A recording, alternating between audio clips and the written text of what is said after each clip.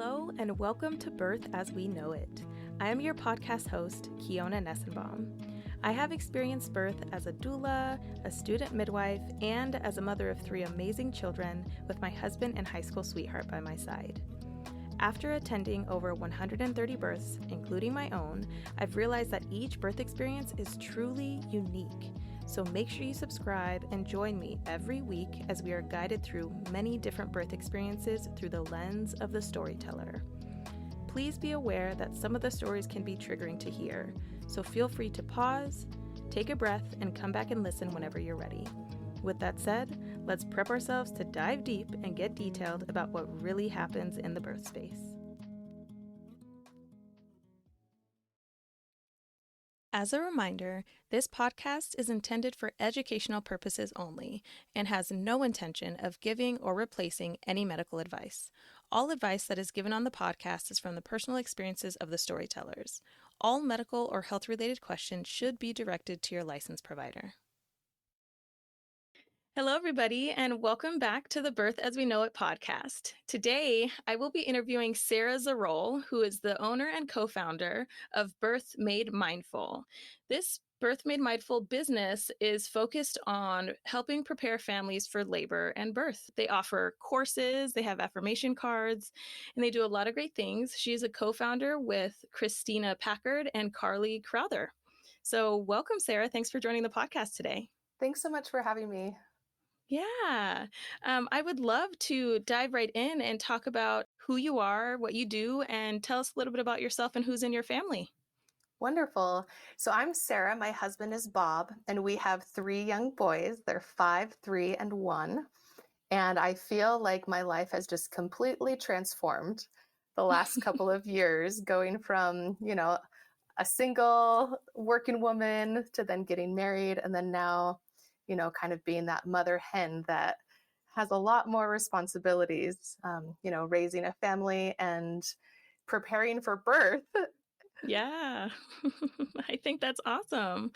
So before we dive into your pregnancy and birth experiences, have you ever attended a birth prior to experiencing your own labor and births? I was able to see my sister very shortly after a few of her babies were born. She is the proud mother of 5 and is pregnant with her 6th baby this summer. Nice. And so I was able to be there right after, but not for the actual birth. Oh, that's okay. That's awesome. I think it's great that you were able to be there immediately after as well. Support makes a big difference. So let's go ahead and dive into your personal experiences. So when you were first finding out about your pregnancy, were you trying to become pregnant? Was it a surprise? Were you excited, sad? How did you feel? Yeah, for each of our sons that were born, they were all planned and happened pretty quickly.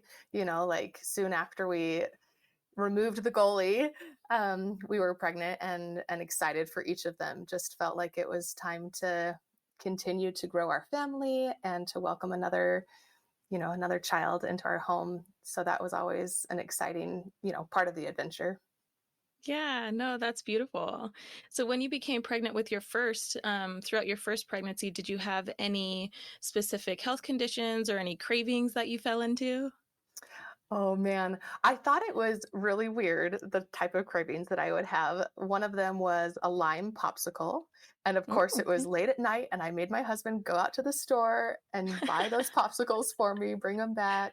I think those salty Lay's potato chips Mm, were something that I always needed. And then blessed Chick-fil-A, because it was always a chicken sandwich that I nice. wanted. Yeah, that's a pretty good chicken sandwich. So good. That's awesome. And so as you got further into your pregnancy, how did you feel throughout your pregnancy? And were you aware of like where you wanted to birth, or did you have a plan? I think from the start, I always wanted to explore, just kind of an unmedicated delivery. We started touring different facilities, and I was able to kind of settle on selecting a midwife at a hospital.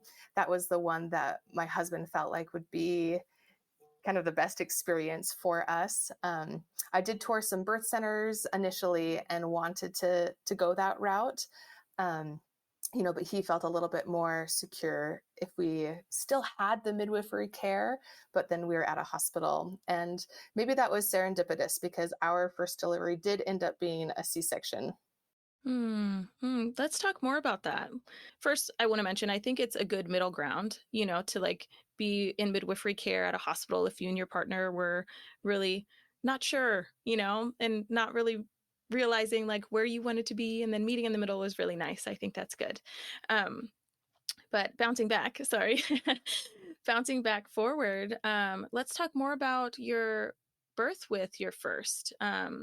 And how it ended up in a C-section. It sounds like it wasn't a planned C-section, so. Not at all. So with our first baby, my water broke, I would say prematurely. So I had no Mm, signs of labor. I was in my 38th week of pregnancy, and I kept hearing that, for a first time mom, you're always going to go over. And so I right. was really surprised when I woke up with that pop and that gush of water and thought, I think my water just broke. I was also pretty relieved that I was at home because I had been afraid that it would happen at work or that I would, be riding the bus Right. somewhere. Right. But we called our midwife and she encouraged us to rest a little bit and kind of see if labor would start on its own, and then just to come in kind of like at the crack of dawn the next morning. So we went into the hospital and they did check. My water had broken, but I wasn't dilated at all. I was maybe like, a half centimeter dilated. Mm-hmm. And I think this was a little disappointing at first because, like I didn't want to have to deal with any sort of like intervention. But then my midwife said, you might need an epidural, you might need, something to help you along. And that's kind of exactly what happened. After a couple of hours, they put me on Pitocin. The contractions were nice and strong. There were times when I thought, oh, this is definitely happening. And then even after about 24 hours, I was still only dilated to 2 centimeters. And we had been avoiding cervical checks, and, that was probably a good choice. But it was the next day that they did a check and kind of noticed that he was in the wrong position. He was sunny side up. Okay. They called the OB that was, part of the hospital group to come on in, and, he mentioned that we might need to do a C-section. My heart just totally dropped, because I hadn't wanted that as part of my plan. And yet I knew that if that was what was best, then we'd go forward. So after about 40 hours of labor, we ended up having a C-section, and he was sunny side up, and then ended up having a pretty low APGAR score. I'm not sure if it was just, so many hours of being on Pitocin and like trying to get him to come. And so he was in the NICU for a couple of days after that. Oh, okay. Yeah. Man, that sounds like a very hard decision to make, but also understanding, because with 40 hours of labor, and still realizing that baby was sunny side up and only 2 centimeters dilated, I can understand the heart drop in realizing that a C-section needed to be had. And I think that it's important for listeners to know that that's something that was completely out of your control, right? So there's something that was completely out of your control, and you just had to go with the flow, even though that wasn't your plan. Exactly. I think I immediately, as we were discussing it afterwards and I went in for my 6-week appointment, started asking them about my chances for a VBAC, just thinking maybe next time around it can be different. Yeah. Yeah. So I think that's awesome. And so in the NICU stay, what was he in the NICU for a long time? Did you just say only a few days, or? He was only there for a few days. They wanted to make sure that his blood sugars looked good.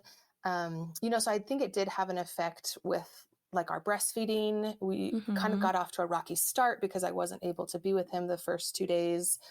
I was kind of pumping on my own, trying to make everything work. And so it did take us a couple of weeks to establish breastfeeding with him because of that.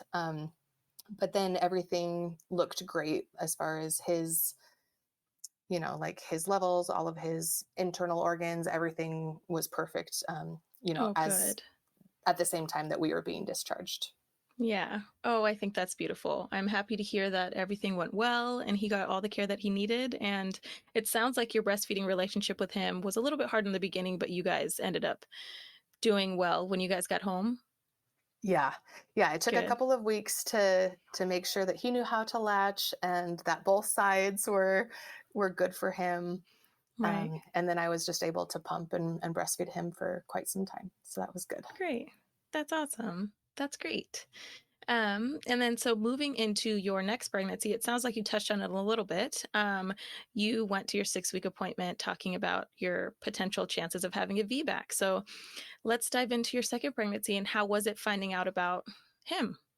Yeah, we were so excited to find out that we were pregnant again. And as I went back to, the same midwife who had delivered our first son, she mentioned that in their hospital system that she wouldn't be able to attend me, that it would have to be an OB from the start, in case they needed to do another surgery.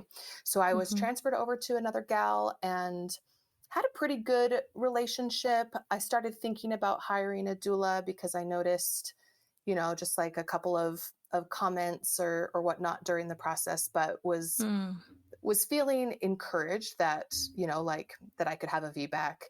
The VBAC calculator never is a friend when you're looking at percentages that way. Yeah. But it was actually just a couple of days before his due date that my obstetrician then told me that she wouldn't be able to support me in a vaginal delivery. Mm.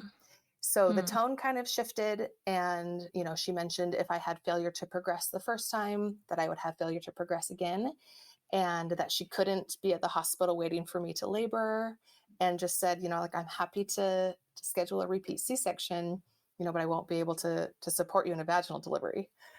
And I was completely Wow. shocked because that's Mm-hmm. not what I anticipated for my very last appointment before I was supposed to, be going into labor. Mm-hmm. But I knew as I left that appointment that I would not be able to deliver with her, that, Mm-hmm. the safety and the support that I needed wouldn't be there. So I immediately called my husband. I called my doula next. And it was during that conversation that all of the stars aligned. She Mm-hmm. was also training to become a midwife. So she was in midwifery school herself and said, maybe my attending midwife can take you on. Um, I actually went to like a couple of different doctor's offices, like Mm-hmm. in between, and none of them would take me on with just, a Mm. couple of days left.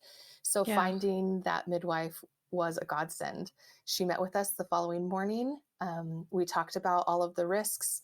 We talked about what might happen if there were signs of uterine rupture. Mm-hmm. She let me know that there wouldn't be any, sort of pain medication that could be offered. And that was something that was a little bit scary because I had just kind of planned that I would do everything I could for a VBAC. And so if that meant that I needed the epidural, if that meant that, I needed help along the way, that I would take it. But now birthing at a birth center, just with a midwife, now it was, a completely different experience. And I had some work to do those next couple of days of just really preparing my heart, preparing my mind, recognizing, that I wasn't a failure if we had to transfer, that, Mm-hmm. um, the most important thing about that delivery was that I was given the chance to try. Yeah. For me, it wasn't necessarily about the outcome. I just didn't want to deny myself the opportunity, especially since finding a provider that's able to support you after 2 C-sections for a VBAC Mm-hmm. is there's less chance that you're going to find that. And Yeah. so I knew that this was my shot if I was going to have that VBAC. So labor kind of started. It was about 3 days after our due date. So, Mm-hmm. your mind starts thinking, is this ever going to happen? And yet I felt the contractions start to ramp up a couple of hours later. They were a good 5 minutes apart. And I thought, okay, this is happening. We called my Mm-hmm. doula and she came over. As she looked in the situation, she thought, let's go to the birth center. I think you might be ready. So as we went to the birth center, I was totally excited. I put on my swimming suit top so that I could get in the tub. I was all ready to Mm-hmm. go. And then the first check showed that we were only at 4 centimeters. Honestly, Mm.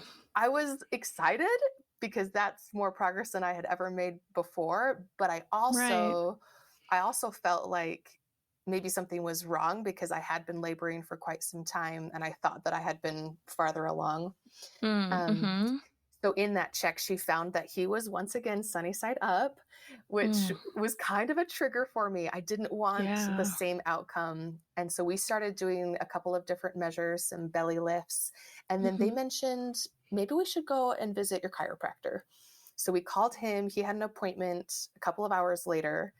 And my husband was a little bit nervous for us to leave the birthing center, but we took our doula with us. And so we knew if anything happened, she was trained and could help us if my water broke. So my water hadn't broken yet with him. Okay. We'd been in labor for about 24 hours when we went to the chiropractor.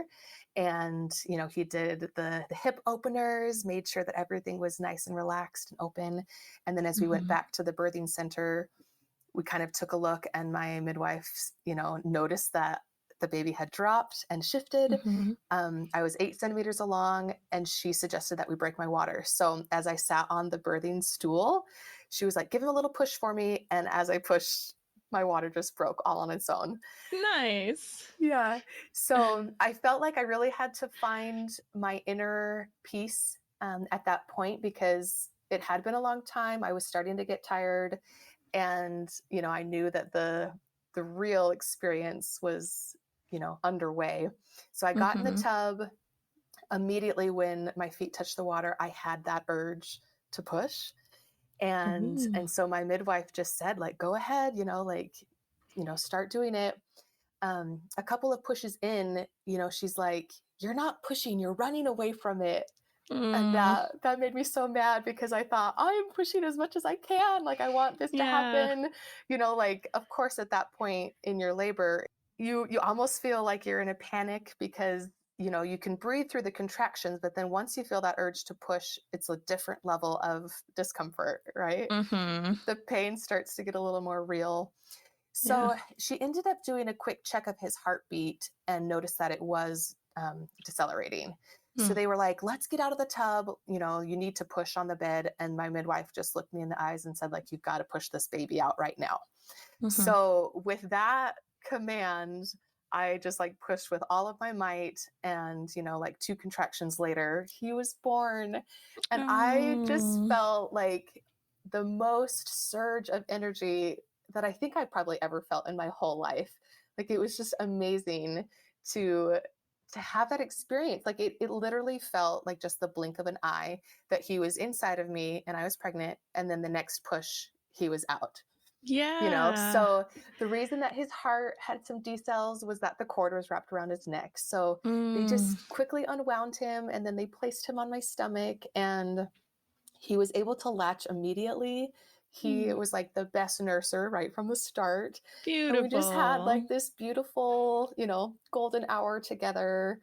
And just really feeling that celebration, that we were able to have that VBAC. It was so amazing. I don't think I felt tired for the first 2 days because I was just on a high. Yeah. I was on that birth high. And I thought oh man, even though that was a long labor and even though I had to go to the chiropractor, it didn't feel like he was really getting into position on his own. I felt like, oh, that's how birth should be. And I really felt supported with my team, with my doula and my midwife. And I thought, okay, when I have my next baby, this is the experience that I want to go for. And luckily I was able to birth with that same midwife and we elected to have a home birth, which was even more incredible, if you can imagine, if you can believe it. But the reason why I decided that I would choose to have our third baby at home instead of, heading back over to that beautiful birth center was because I didn't want to have to worry about timing. I felt like there's always that question, am I too soon to go to the hospital? What if I'm not far enough along? Will they send me home or will I just be stuck there and then be on the clock? You never want to feel like somebody's waiting for you because you start to tell yourself in your mind that it's not going fast enough. Yeah. And so I recognize that if I'm at home, then I never have to worry about timing. Our midwife can come and do a quick check. And if I still need more time, then she could, head back to her office and come back later. And so with the delivery of our third son, He was actually born like the same exact time, like 40 and 3 days, just like our other son was. I guess that's Nice. just how long my body takes. Yeah. Um, and it just was so similar. Like I could just start to feel the surges. I knew that it was coming. But this time around, I just felt like all that I want is to experience love during this labor. Like Mm. I just want to love Mhm. every minute of this. And so I was like thinking about his beautiful eyes and like, wondering what his little toes and his fingers would look like. So sweet. Yeah. And I just wanted to like welcome every moment. I think I had done a lot of work in between, babies 1 and 2 to learn about VBAC, but then between babies 2 and 3 is when my sisters and I, developed our courses. I was certified Mhm. as a doula myself, and so I really started diving deep into, different relaxation techniques. But then I also realized that a lot of labor is about your mental preparation and not wishing away the contraction. It's actually Mhm. about working with it. And so during this experience, like feeling each of those contractions, I just wanted to focus all of my energy like down and out as I Mm. was feeling each sensation. Like I knew that I couldn't really control how long I would be in labor, but as they say with like a lot of hard things, like the only way out is through. And Mhm. so I just knew that if I can relax my body, if I can welcome each contraction and just survive like these 60 seconds, before I'll get a little break, that my Mhm. baby would then be that prize at the end. Right. And so my third labor was so fast. His positioning must have been perfect because I I went to our guest room about 3 a.m. because I realized that I was kind of like wiggling around. I didn't want to wake up my husband. And so I woke up around 7 o'clock. I had been kind of having contractions, Mhm. off and on for a while, but it was at 7 a.m. that I really felt like I needed some help and that things might be progressing. And so when our midwife came and checked me, around 10 a.m., she said, "You're already at 8 centimeters. Like That is so beautiful. it's time to fill up the birth tub." And so, my cute husband had a lot of work. He was filling up the birth tub. He called our birth photographer to come over, and, Mhm. she made an incredibly beautiful video for our family. Aw, And beautiful. the water hadn't broken yet. And so I just got in the tub and relaxed. And my husband brought me like this smoothie. The house was so quiet. Like my birth team, they were all present. They were getting the place ready, but there wasn't any coaching. There wasn't any, um, like there wasn't a sense of urgency. It was just Mhm. like, this is what birth should be. Like we're just here. We're in your home. I had sent my toddlers to my mother-in-law's house, because I knew that I wanted to just have the place to ourselves. and Right. and then um and then I felt that sensation again, that urge to push. Mhm. And doing a couple practice pushes, we could hear the water break and it was all clear. And I just felt like I'm just going to push with all my might this time. Like I don't Mhm. want my midwife to have to tell me that I was running Yeah. away. um, of course, I didn't want to tear either. And so I knew that I could kind of like breathe as I was pushing, but I wanted to meet my baby. And I knew that if I continued to just, really feel that sensation of like, okay, down and out, like breathe Mhm. him down and out, then he would be born. So after a couple more pushes, my midwife said, like, just stand up a little for me. And so I think she had noticed that maybe his positioning needed a little tweaking. And so as I Mhm. stood up, he had a little shoulder dystocia and he was able to just kind of rotate and come out. So he wasn't born underwater, but I was Mhm. still in the birth tub. And the same thing. They just kind of rubbed his back and then placed him on my belly, and he had these like beautiful like big lips Aw. and just like the cutest little cry. It's amazing to me just, like when that baby is born, the energy that comes with their being, with their spirit and their presence. Mhm. um and it was just so wonderful to be in our own home. And we cuddled him for a little bit in the pool. And then I birthed the placenta just there on our couch. Nice. And I just got to like hold him and nurse him and just have like a really amazing bonding experience, not having anywhere else to go. They helped me walk up to our bedroom and get all cozy with him in the bed. And it just felt like a really empowering experience being at our home. I felt like the queen of my environment. And I know that home birth isn't an option for everyone, Right. but Yeah. I just felt like this huge sense of gratitude for my birth team. I felt grateful that everything was able to kind of just be textbook in that sense. I had done a lot of mental work with the possibility of a transfer, and just realizing that there wasn't any element of trauma if we needed to transfer, because my team was skilled. They knew exactly what signs to look for. And even when people transfer after a baby is born, like they're seeking the help that's necessary. And I didn't feel any sort of of angst about birthing at home, which I think made the labor itself just be able to transcend as it did, because I was able to get rid of any fear that something would go wrong. I mean, I had had a C-section, I had had a vaginal birth. And so I thought, if this needs to be a C-section, then it will be. If it can be a vaginal birth, then that will be wonderful for me. Having experienced both recoveries, I was baffled at how much better it was, with a VBAC. And I just felt like, my heart's desire to have that labor full of love was met.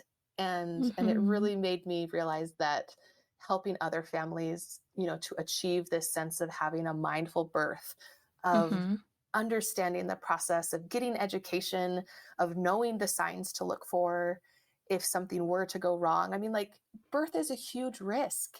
It's a risk for everybody involved, for the family, for the doctors, for your midwife or your doula. And yet we have to face that risk. We have to understand, like, what's our plan, our backup plan, and even maybe a plan C, and then just kind of move through that situation as best we can. And I know, because my third story, just feels like this enchanting story, then other people might say, well, that's easy for you to say, but I also feel like I had had the pain of a C-section recovery. I had felt that feeling of immense pain and healing, like the day after and 2 days after your C-section. If you fall behind on your meds, you're in a lot of pain, and it can be like really foggy having to be on all those meds. And so for me, I really feel passionate that women who want to have a VBAC should be given the chance. And to find a provider that's supportive, it's hard, and yet it's so necessary, because without a person by your side telling you can do it, looking you in the eye, and encouraging you to continue through what might feel like a lengthy process, like, I think it's really unfortunate that when you're in the hospital setting, that there are so many protocols and checks, and like, if your labor has stalled for 4 to 6 hours, then something must be wrong. But like, our bodies just aren't created that way. There's no internal clock or alarm that says that you have to make a certain amount of cervical dilation within a certain amount of time. And so just being able to, have that freedom of not worrying how long it took. And yet it was my fastest delivery, like, I think it's a little bit ironic how, because I had the thought, like, this could take all day and all night, like, we've got nowhere to be. I just wanted to rest as much as I could in case it was long again, that I wasn't exhausting myself through labor. And maybe that mindset of just, calm and serenity helped for everything to move forward. Like, my body could perform in the best way that it needed to, because I felt safe. I felt secure, and I had that feeling of love all around me. Yeah, you had your team around you. Did you have a doula with your third birth as well? I didn't actually hire Mm. a doula. I know in one comment someone said, well, even if you're a doula yourself, you can't doula yourself. Yeah, yeah. and and so I had a lot of questions, like if I should hire somebody to come and help me. Hmm.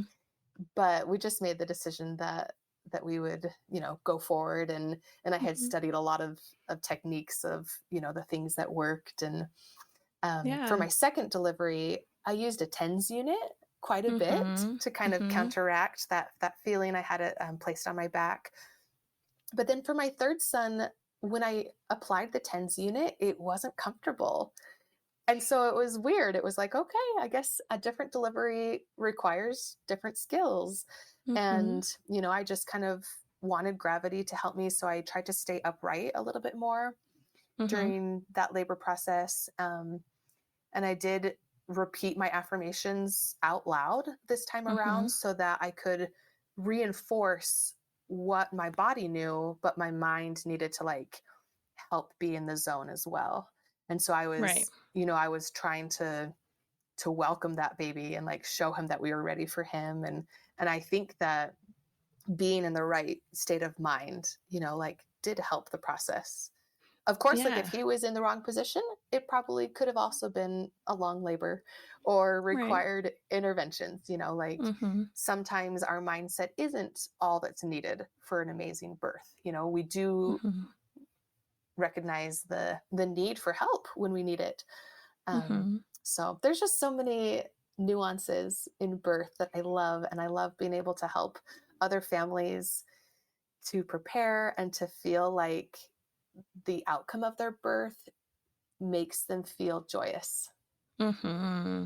Yeah, I 100% agree with all things said. There is so much to unpack there with your two birth experiences.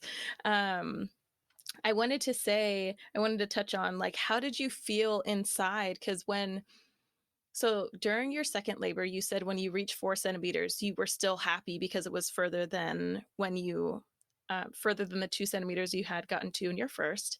How did it feel when you found out you were 8 centimeters with your third? It was unreal. Honestly, I thought that I would have a long labor again. I Hmm. thought that my body just took more time and I would be up all night, laboring all day, maybe have him that night, maybe it would be the next day. Like I just Hmm. was like a little bit in shock. I actually told my midwife, like, when you do your first check, you don't have to tell me, like the result. You like, Hmm. we'll just kind of keep that information as like a nice to know type of thing, because Right. I thought I don't want my body to feel like it's not doing the best job it can. And so I knew Hmm. that if she checked me and I was like 4 centimeters again, and she's like, oh, you're only 4 centimeters, that I might feel a little defeated. And I didn't Hmm. want those feelings to stop the oxytocin and, all of the hormones that were engaging together. Hmm. Um, but when she told me like, well, now it's time to blow up the birth tub, then I thought, oh, wait, is this happening? And that's when she told me like, you're at 8 centimeters. Oh, that's so nice because then you're like, oh, there's another indication. She said I got to blow up the tub, which means we're actually closer than I thought I was. That's a good Yes. feeling. That's a good feeling. That's really, really great.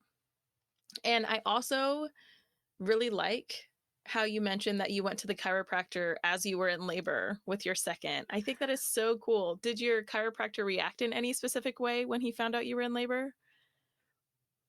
Let's see. Well, I had been seeing him for a couple of weeks, Hmm. like per the recommendation of my doula.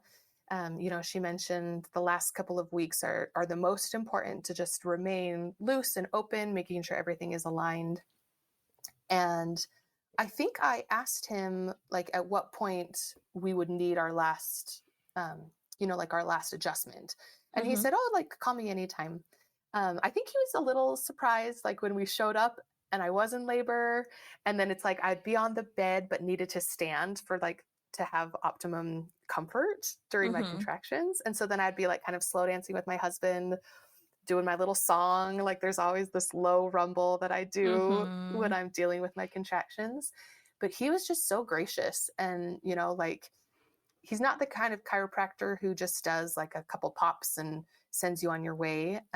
He wasn't Webster certified, but his technique always used massage. And so you would really feel like that alignment and that opening of everything after seeing him. And luckily, like everything that needed to fall into place just really did. So for my third baby, I also went back to him and Nice. I think I had like 2 adjustments the week that he was born.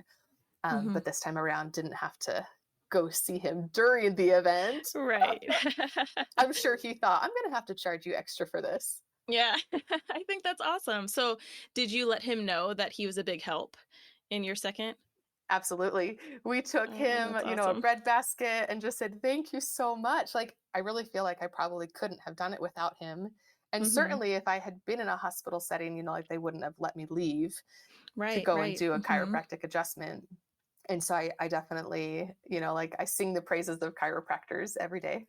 Yeah. Oh, that's beautiful. I love that. I think it's amazing. And I love how he was just like, yeah, okay, let's do it, and he was willing to work with you. I think that's fantastic.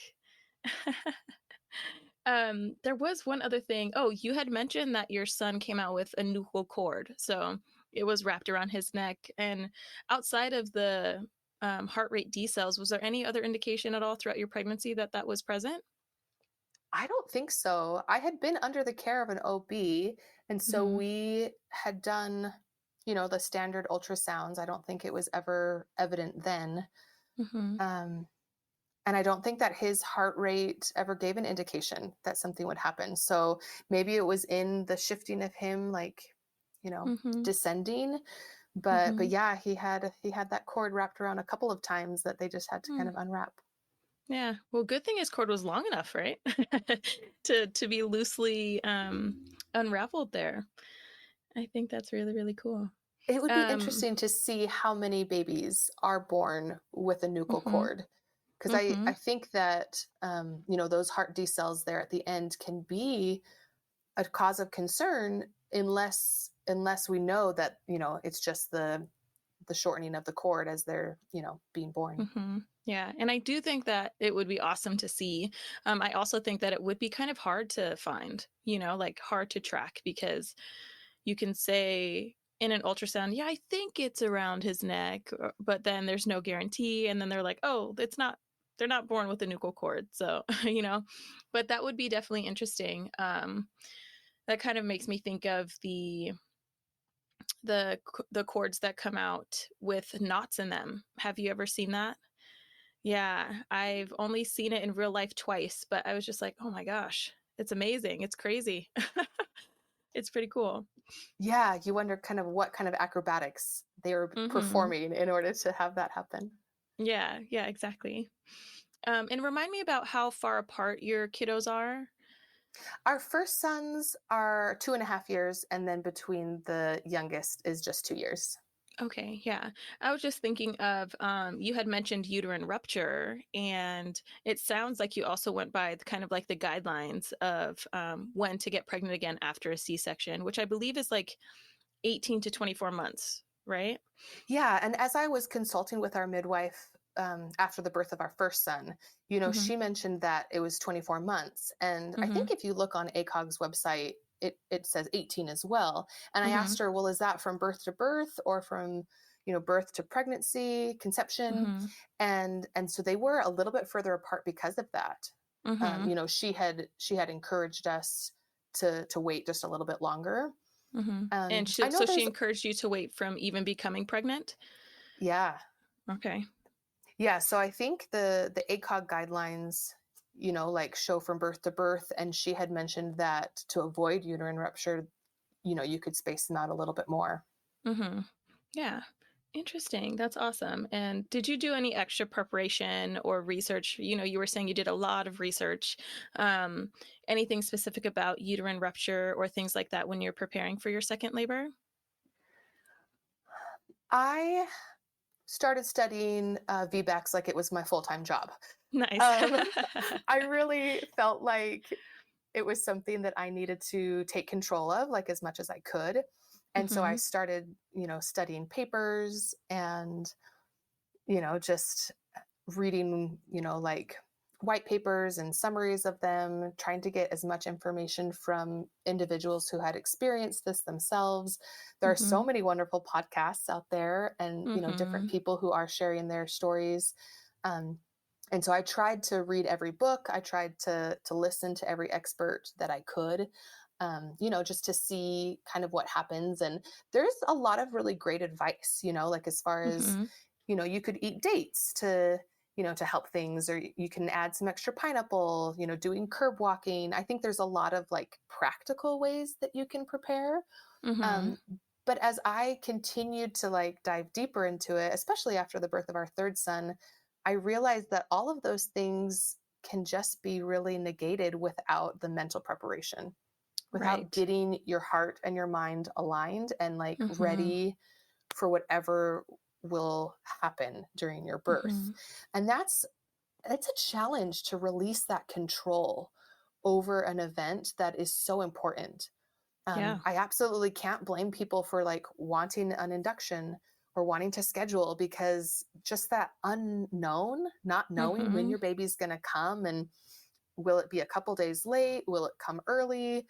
There's so much mystery to that. And you have to find something deep inside of yourself that just says, like, it's okay whenever they Mhm. choose to come, like the time will be right. And all of the physiological elements that take place within your body for that Mhm. timing to occur.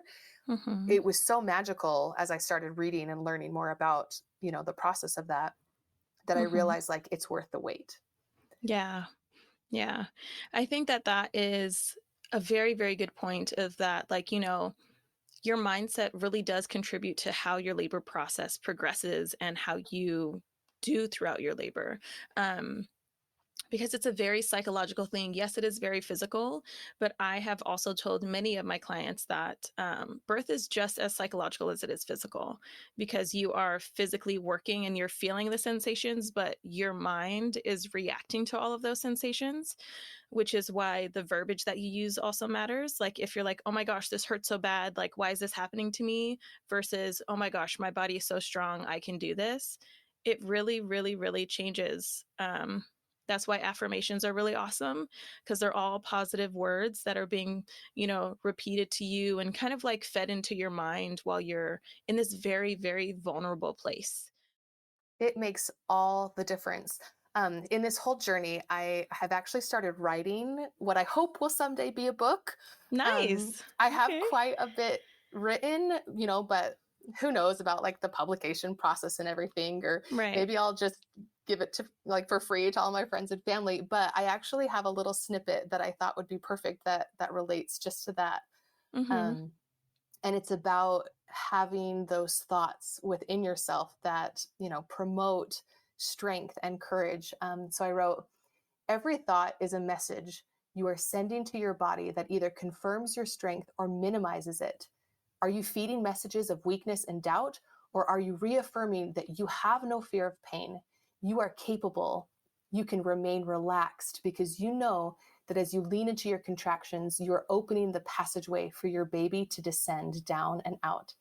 As your labor approaches, remind yourself that your strength within is enough to birth your baby. You are strong enough. You are patient enough. You are wise enough. You are enough. Oh, that is so beautiful. That is so beautiful. I love that so much. And everything that you said in that snippet is, it's nothing but positive energy, positive words, positive energy, and very much in encouragement and affirming to oneself that you're enough, you're capable, and you're strong, regardless of what the outside world tells you, regardless of what decisions you make throughout your labor. Because some people feel like, oh my gosh, if I get the epidural, I failed, like this, I'm a failure. And I always tell my clients that, you know, going unmedicated, there's no trophy at the end, versus like when you're medicated, when you're not, the outcome is still the most important outcome is that you are happy, you feel safe, and that your baby is also happy and healthy, as best as you can possibly make that happen. So I think that is amazing. And one day when that book does come out, because I have this feeling that book will come out, I would love to read it, and I would love a copy as well. I'll buy it. Absolutely. You're so sweet. I really hope that I can just share that message of positivity and the power that can come when we understand that Mhm. all of the tools that, modern medicine offer us are for our benefit. Mhm. But there's also some roadblocks that I think occur because we start to believe that we can't do it without them. Mhm. And from the beginning of time, women have been having children.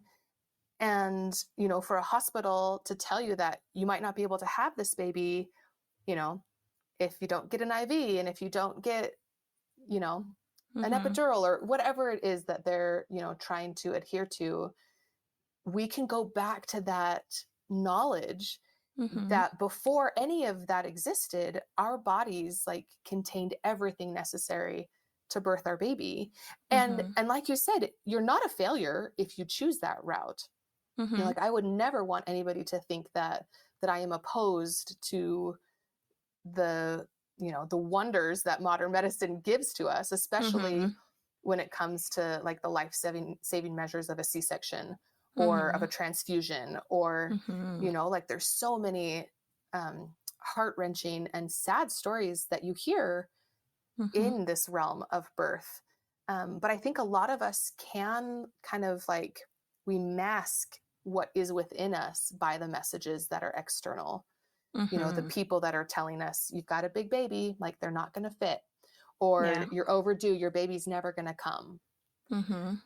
And we have to believe that, what is within us is created perfectly, to have the experience of a lifetime, and Yeah. if there are problems that that happen, then we go to plan B. That's when Right. we get out the forceps. Right. Right. If needed, right? Yeah. For 100%. And I like the way that you phrase that in saying that all of the modern wonders that we have in our medical system are there for our benefit because, exactly what you said. We are kind of, at least around me, people around me in modern day, a lot of women or birthing people are thinking that they can't do it without it. And that's a really great way to put that because we are capable, but we just also have to realize that we're not opposed to any of the options or medical resources that are out there, but it can also be dangerous, like more dangerous for some. It could be a little bit more of a not the safest option for some families, and then it could be the best option for some families. So there's such a wide spectrum of who, what, when, where, why, and how people birth their babies. So I love that. I like that. And I think that's the tricky part too, is that like your medical provider, they've got so much more knowledge, right, than Mm-hmm. any of us do, and they're getting cues, they're looking at signs and symptoms for you and your baby, and they're able to help steer you so that you do have that wonderful outcome, of a happy mother, a Mm-hmm. healthy baby, like a great situation. And unfortunately, there are just some logistics, I think, that kind of maybe get in the way of what could could happen if there was no shift change or if there was Mm-hmm. no holidays and weekends, like you hear those Right. stories of someone saying, well, let's go ahead and induce, like, you're probably ready for that baby to come. And inductions can be wonderful, right? Like if you've got high blood Mm-hmm. pressure and you have a risk of developing preeclampsia or like HELP Mm-hmm. or any of those other things that are dangers for you and your baby, like, yes, let's use all of those interventions to our benefit. But I think all too often modern providers aren't helping women to have a physiological birth, and Mm-hmm. so they don't recognize just kind of like what that can empower someone to feel when they birth their baby that way, when they Mm-hmm. feel like they're the owner of their experience, when they are in control of the decisions that they're making, Mm-hmm. instead of having somebody else who dictates what will happen, why it will be happening, when it will be happening for Mm-hmm. them or to them. Right. Yeah. 100% agree with what you're saying. And I think that that's a really good segue into our final three questions that I'll be asking, which is the first one is, what advice would you give to families as they are preparing for labor and birth? Oh, I love that question. I feel like my whole life has just revolved around, the preparation that can take place as we get ready to welcome a new little spirit into your home. Um, Mhm. I do think that the first is a mental awareness, and that Mhm. comes with education. Mhm. So learning as much as you can, as much as you feel comfortable in knowing. Um, I think individuals who are nurses themselves or who are midwives themselves, they get better care because the people who are attending for them know, like kind of where they're at intellectually. And so if Mhm. each of us can just arm ourselves with that knowledge of what could be, like we're gonna have great experiences. I think back to my own first baby, and if I knew then what I know now, I probably would have asked for a Foley bulb, right? I would have been Hey, like, yeah. hey, Mhm. I'm not dilated at all. Like, it's been 4 hours, nothing has changed. Like, can we try this option? And Right. because at the time, like, I was kind of set on like this non intervention birth, like the thought of Pitocin wasn't pleasing to me. And like, I never got the epidural because I didn't want that kind of birth. And yet, like, looking back now, it's like if my main goal was to have a vaginal delivery, then a Foley bulb would have been perfect to just help Mhm. manually dilate my cervix, Mhm. something that wasn't happening because of the position of my son's head. And Right. so getting all of the education that we can, like even understanding some of the codes for insurance and, like some of the protocols that a hospital has so that when they inform us of, something that's going to be going on, we can really ask the right questions and kind of advocate for ourselves if necessary.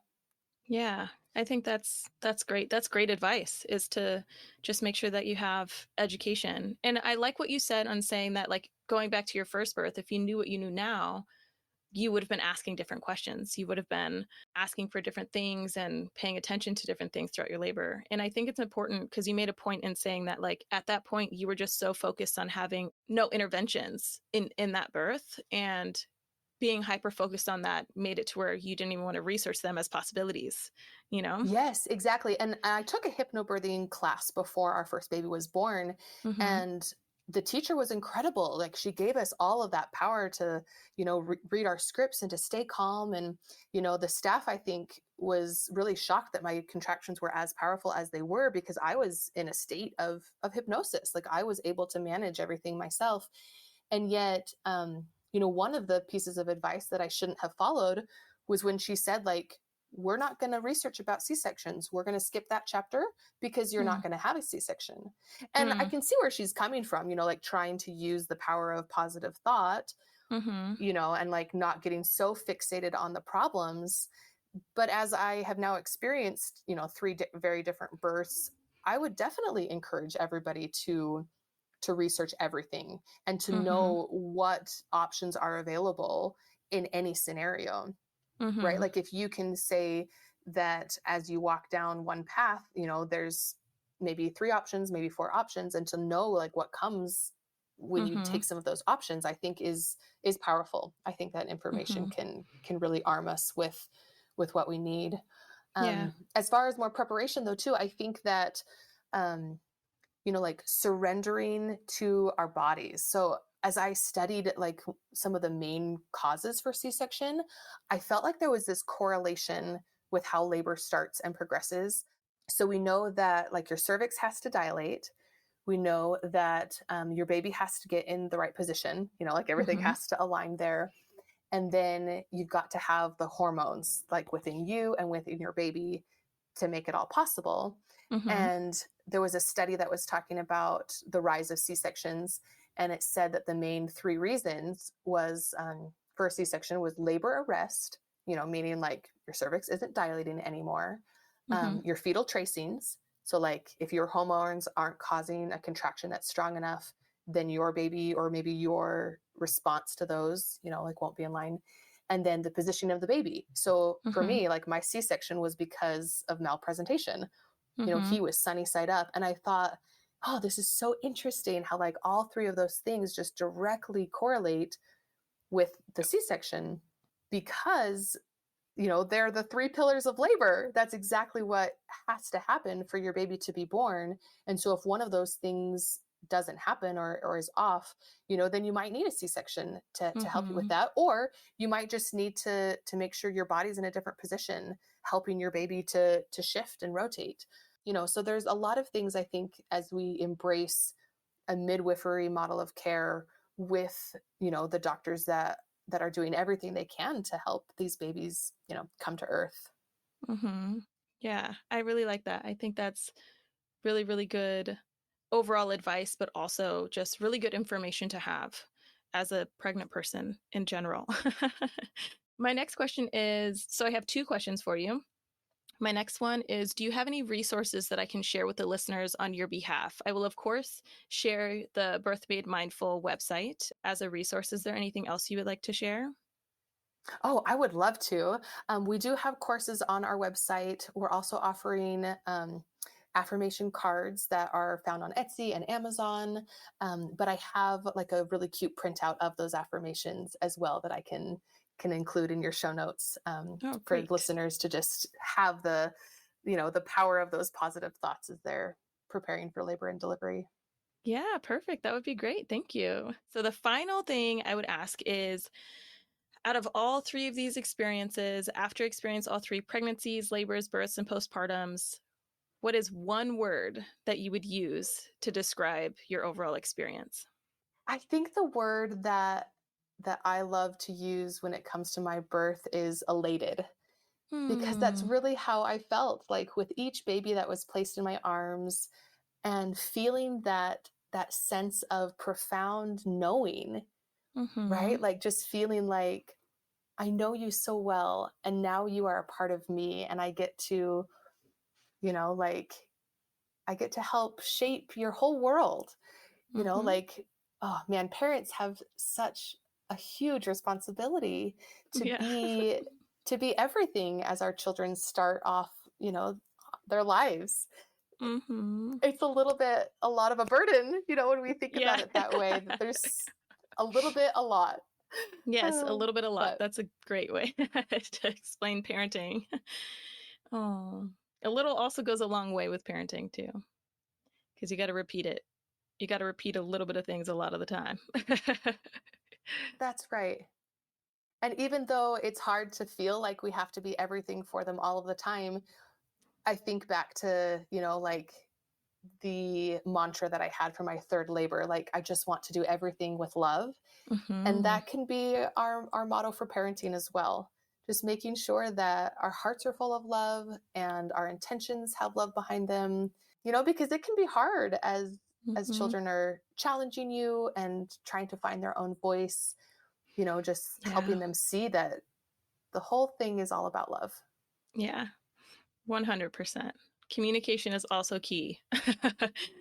Being open to hearing what your little voices have to say is important too. Well, thank you so much, Sarah. I really, really appreciate you coming on the podcast. Thank you. Thank you so much for having me. I hope that people will connect with us so we can continue to share, the positive birth stories that each woman needs to share. I think there's so Mm-hmm. much power when an individual can share her story or his story and, just let the world know that there isn't a right or a wrong way to birth and that every single individual, like this is the most important day of their life. The Yeah. first day of their life is such an important event, and celebrating how they came into the world, who was Mm-hmm. there, and Mm-hmm. giving credit to everybody who made it happen. Um, like I never want my story to feel like healthcare providers are the villain. Like Right. that's absolutely not the message that I ever have. Even though sometimes you do have to navigate some of the specifics when it comes to birth, Mm-hmm. but Yeah. everybody is here to be a team and to help these little babies thrive. Right. Yes. I agree. 100%. Awesome. Well, thank you. Thank you so much for having me today. Yeah, no problem.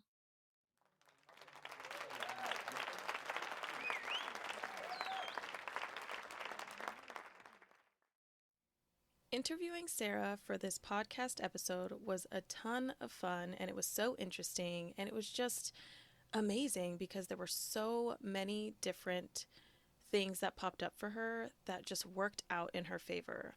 For example, having that last minute switch of a provider and ending up with her VBAC and then actually going to a chiropractor in the middle of labor. How amazing is that? I wish that we could have resources like that for everybody that needed them, and that everybody's births have a positive experience even if they don't go as planned. Speaking of resources, Sarah has generously offered all of the Birth As We Know It listeners a 30% off discount code for all of her Birth Made Mindful online courses. The code is Birth As We Know It, BIRTHASWEIT. So go ahead and check her out at her website link in the show notes. Next week, we're doing something a little bit different, and I'm really excited about it because I had the opportunity to interview my sister Monet while she was still pregnant. During this interview, we talk about how her pregnancy's been going, some of the symptoms she's been experiencing, as well as what her hopes and expectations are for labor and birth. Now, this will be a 2-part series, so this will be the first part of her episode recording, and you'll have to come back and hear her second episode after she has her baby, so we can hear about if it went as she expected. So tune in next week so you don't miss out on the precursor of her birth story.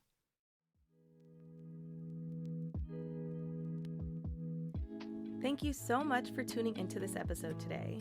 Don't hesitate to share this with your family and friends. If you liked this episode, feel free to leave a review so my podcast can pop up for others and they can see and listen to it as well. If you have a birth story or experience you would want to share on the Birth As We Know It podcast, head over to KionaNessenbaum.com and fill out the guest request form. That is KionaNessenbaum.com. I look forward to connecting with you again soon. Bye for now.